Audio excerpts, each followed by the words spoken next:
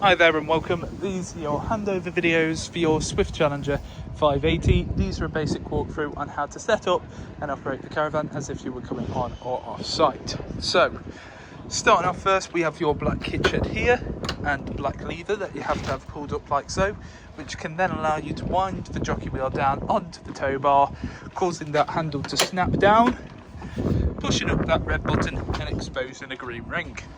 You have a breakaway cable just here. Now legality states if you have an eye point it has to be used, if not to wrap it around the tow bar. You then have your handbrake just here. To disengage you just have to press down, and to engage just flick up. Now they do come up with a fair bit of force, so make sure your face isn't in the way. Got 13-pin electric, so if you do have 7-pin adaptation, make sure to bring yourself an adapter. Jockey wheel is just here, used to level the caravan, and it sits inside the A-frame when you are travelling. 2 points either side and 2 points at the back. We have inserts for your legs. Now the caravan itself comes with a leg winder, or alternatively you can get yourself a 19mm drill bit and a power drill just to make it that bit quicker. Do not attempt to jack up or level the caravan using your legs, they're simply used for stabilisation. Now we are using test equipment today, so I have a red propane gas bottle. I'd always recommend propane over butane as it has a better performance in winter. Connected onto that is a black gas hose. Now black gas hoses will run for 5 years and orange will run for 10. That connects on in there onto that regulator. What you want to do is hand tighten that as much as you physically can and then just nip it up using a spanner. You don't want it ridiculously tight as that will put excess pressure onto the O-ring that is inside the actual hose, which can cause it to crack, break and lead gas to leak out. But once both sides are firmly connected, twist the gas bottle in the open or positive direction. Moving along to this side, starting off first we have your flue. Flue is used to get clean air in and out of your boiler when operating on gas. Don't have to do anything with this except make sure it's nice, clean and tidy. Then we have Aquaroll here full of clean drinking water and your water pump. Now this works on a trigger system, so to remove you have to press in on the trigger and just pull it out. Now it can be a little bit stiff due to these rubbers here, so you may want to just lubricate them a bit. You have this cap to go over the top of the Aquaroll to ensure no nastiness gets in, and then at the bottom, you can just move that out. We have your strainer. And that's crucial that the strainer sits at the absolute bottom of the barrel to allow for the maximum potential of water to come through. Then when you're engaging this on, all you have to do is push that pump into the holster. Just here we have your battery compartment. This is where your leisure battery would sit, and then to connect the terminals is using a 12 or 13mm spanner. Once both sides are connected, you don't have to do anything except put the strap in place so it's not going to jump around everywhere. Then we have the plug-in for your mains just here, which plugs in nice and simple. You also have your cutout to be able to feed the mains through. Motor mover will be gone over on collection. You have 2 points where your wastewater is going to come out of from both your shower and your sink. You'll use 28.5mm waste pipe to feed into a waste master that you can empty out at the appropriate point on site. And then lastly, we have your toilet function. So, got your cassette just here. To remove the cassette, you press up on the handle and pull out towards you. Now this handle can extend out and up, so it can be used similar to a carry-on suitcase. And what you want to do when you're at the appropriate point on site is twist that head out to the side, take off the cap, you want to tilt, and at the same time as tilting, continually press in this vent button. Now my recommendation, as you can see, is to open up this compartment here, feed it some fresh water, give it a bit of a shake, and again tilt the vent. Then on this cap here you have measurements in both imperial and metric, and that is for your blue chemical. Blue chemical goes into there, twist the head back onto the side, and then you want to press this cassette in, so the orange handle sits behind those white teeth, as then it can't be removed. Then here we have your flush tank. This has a capacity to hold around 12 litres of water. However, I won't recommend putting in any more than 10, as you don't want to overfill the compartment. You can also add a bit of pink chemical, which works as a bleach without being corrosive and makes it smell a bit nicer. However, don't put a ridiculous amount in, you only need about a cap full because it can clog the system.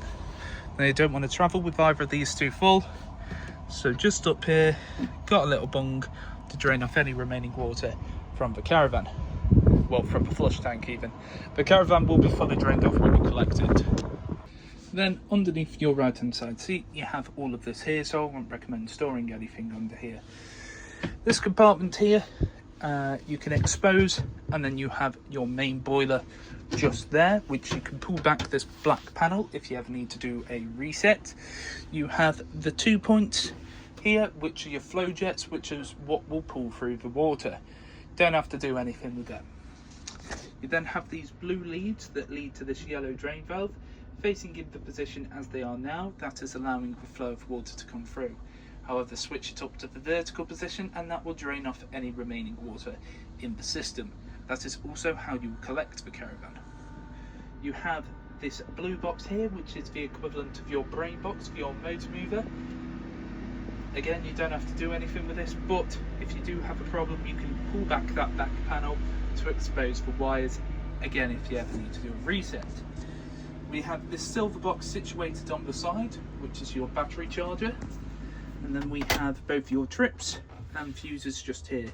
All your trips in the upright position and all your fuses in the correct position. I'd always recommend carrying some extra fuses across the caravan if one is ever to blow. On the top we have heating and hot water and charger, both illuminated, showing that they're both working. Reverse polarity setting and a complete system shutdown button. Press that in, nothing inside the caravan is able to operate. And then just down here you can expose this panel and it shows you a bit more information about your trips and fuses. And just here we have your main control panel. So it shows you internal, external temperature, humidity sensor is here, time, date and the charge from the leisure battery. As I'm currently not plugged into leisure battery, that is just going to be the amount from the mains. First up you have a pump button. When you press that in, there's a blue square that appears around it, and what that represents is that water is being filled from the Acroll to the actual boiler itself. So you want to keep it so it has that blue border around it. Then we have awning light, so press that in, go to the outside and you can see awning light on just there, and that has a yellow border. You then have lighting, so you've got dimmer 1 and dimmer 2. Dimmer 1 on, dimmer 2 on, so you can see dimmer 2 is representative of the stuff at the front. You can then dim the light going down gradually until that's at its lowest form, and then going back up, and that's the brightest it will get. It may show up a little bit differently on the camera. Okay, then we have the amount of power. So 14.2 volts from leisure, which is because we're plugged into mains, nothing solar, nothing vehicle, and then it shows the AC current, where you can also set a limit for the amount. Settings is just here, which is just your general settings, so time, date, day, screen brightness, screen timeout, so how long it will be before the screen goes blank when not interacted with, Bluetooth pairing and key beep. What key beep is, when you press in a button, it's going to beep at you.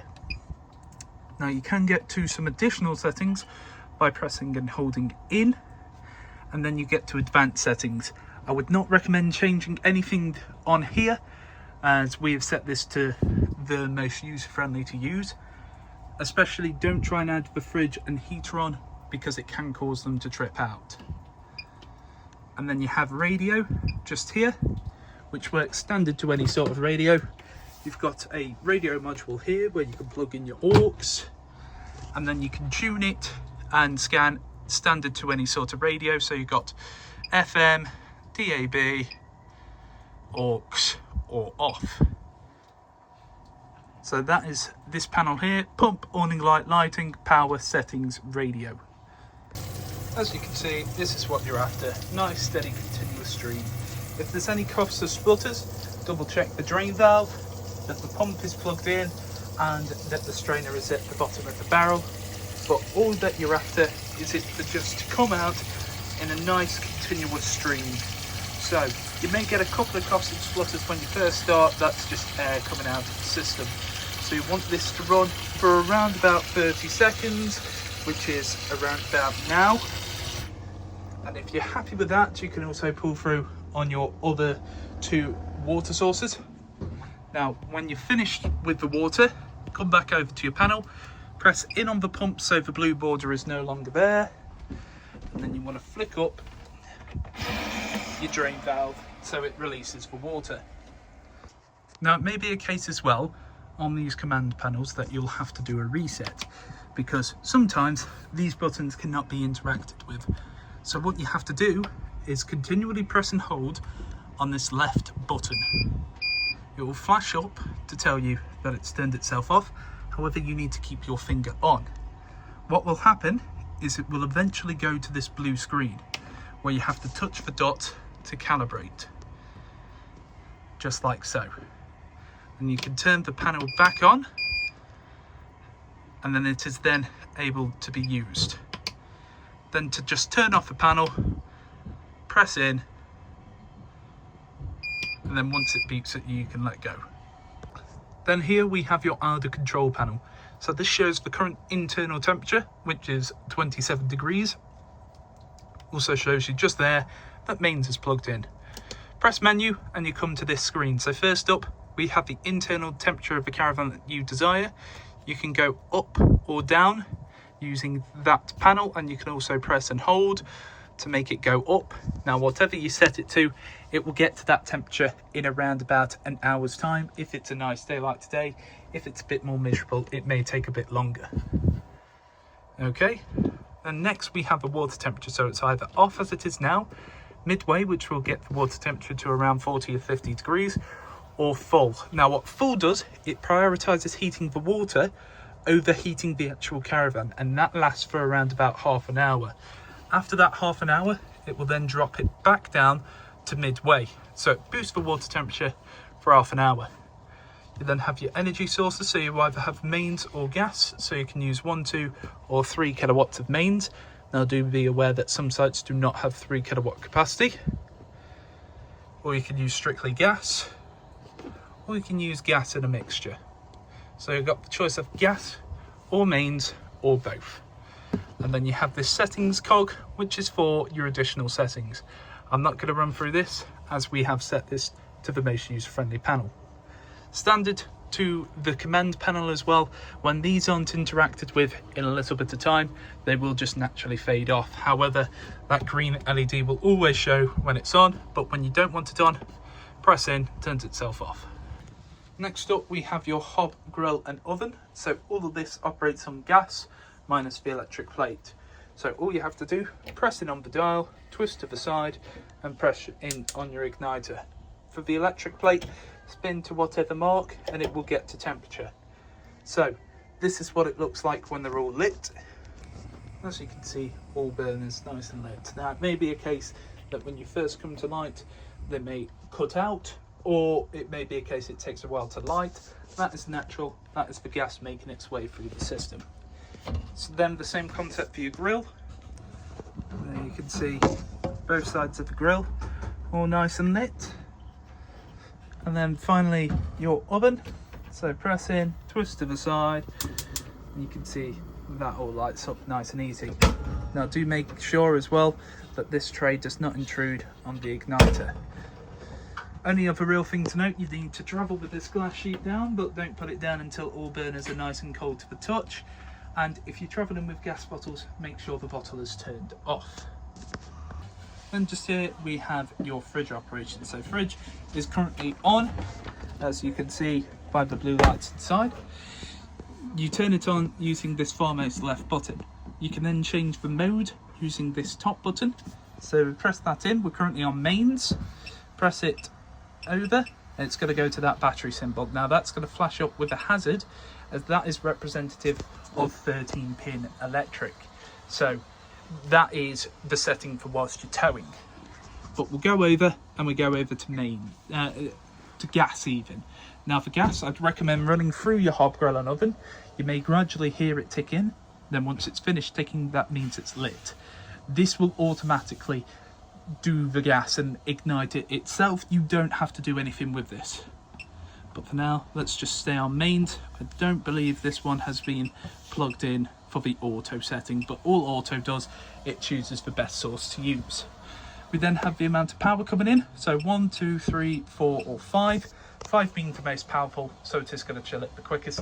However, even on full capacity, it can take around 4 hours to fully chill, so I'd recommend chilling either the night before or chilling whilst towing. Then when you want the fridge completely off, press and hold in. No more lights on the panel, no more lights inside. Just here we have your toilet, so lifting up the lid, pressing in the button on the top. There you can see the water getting pushed through. Then to remove any waste, press away on the handle, opens up the cassette, push it back towards you, and when the cassette is full, there'll be a red light on there telling you to empty.